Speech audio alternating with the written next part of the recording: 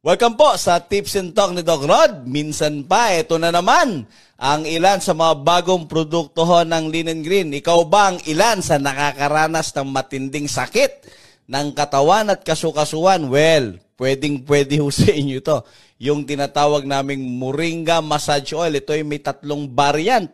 At ang isa nga ho dito yung tinatawag na Menthol Moringa Massage Oil. Perfect po ito sa madalas na pananakit ng ating mga kasukasuan, sakit ng ating katawan at sa mga kabayan natin na madalas pag bumibiyahe, inaatake ng hilo, ubo, sipon at kung ano-ano pa. Ito hinahaplas lang at iminamassage po sa parting namamagat, nananakit ng katawan. At kung ayaw naman natin na medyo greasy, nako, subukan nun natin ang Moringa Herbal Gel.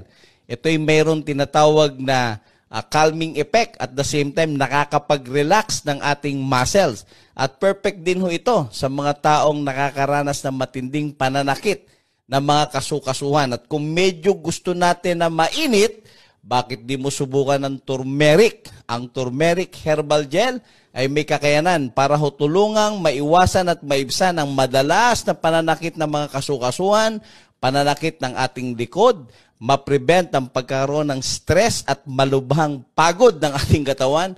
Well, subukan ho ninyo ang tinatawag na turmeric herbal gel. Kaya't para malunasan at maiwasan ang matinding pananakit ng ating katawan, subukan ho natin ang Moringa Oil at Moringa Gel. Salamat po.